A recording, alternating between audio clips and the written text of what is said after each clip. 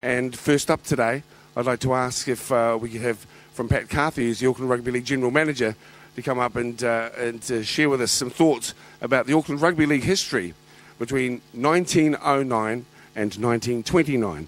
Ladies and gentlemen, Pat Carthy.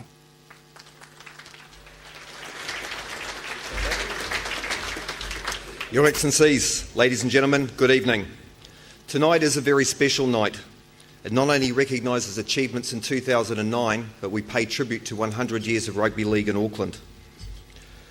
As mentioned by Dale, throughout the evening we will step you back in time before the jargon of strategic plans, KPIs and balanced scorecards. We will acknowledge some of the outstanding achievements over the past 100 years, issues that face the game, some of the many people who have given us our legacy.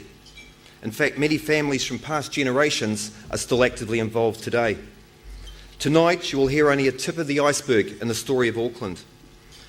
Over the past 2 years of planning, all involved have come to appreciate what our game has meant to so many, the local inter-club rivalries that grew and are still with us today, the proud traditions and successes of the blue and white, both provincially and internationally.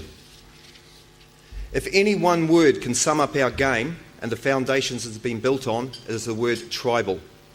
The word has made our game, but it has also hindered our game. We now take you through the first of 5 segments this evening, and as I mentioned earlier, it's not possible to capture all in the time frames of tonight, but what a story it is.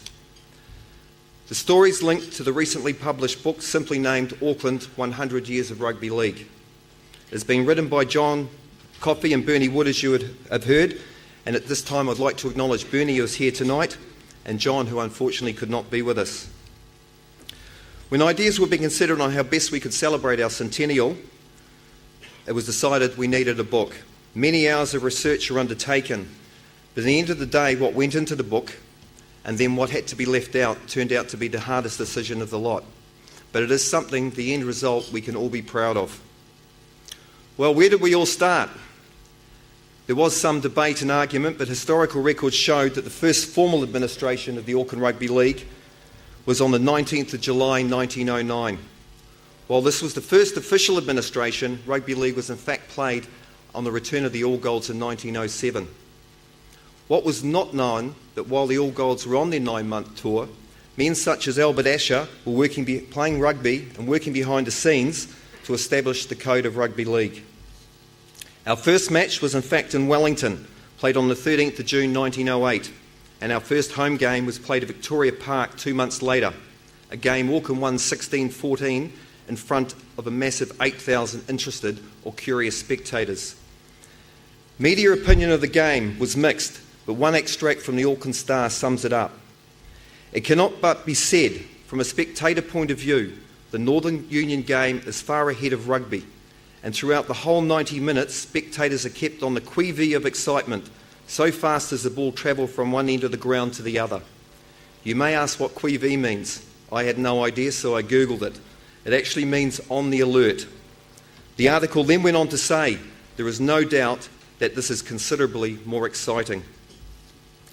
With the establishment of the first formal administration, rapid progress was made, and in fact, days after the meetings were held to form North Shore, Newton, City, and Ponsonby, who were the first group of clubs in the Auckland Club competition. The first club game played under the ARL banner was North Shore versus City. Games between clubs were spasmodic in the first year, and it was not until 1910 that the first formal club premiership was up and running. As is the case with rugby league, it wasn't smooth sailing, as the season launch was delayed 1 week by the news of the death of Edward VII. 1 week later, however, what we know is our club premiership commenced with Ponsonby United playing Newton Rangers and City Rovers playing North Shore Albions. The premiership at that time played for the Myers Cup, and the inaugural club premiers were City Rovers.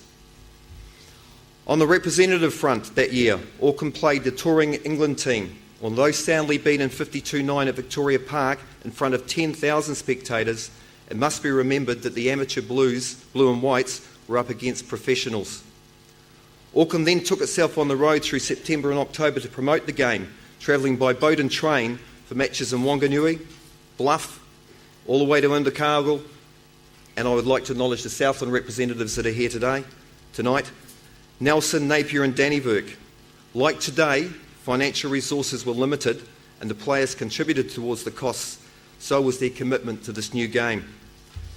The 1910 Tour of England also left a legacy that is still contested for today.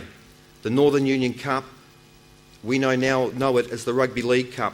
Auckland were the first holders, and perhaps for the last time a few weeks ago, we contested for it unsuccessfully against Canterbury in a close-fought Bartercard National Provincial Grand Final. On the international scene, Auckland has had a proud and successful record, as you will hear throughout the night.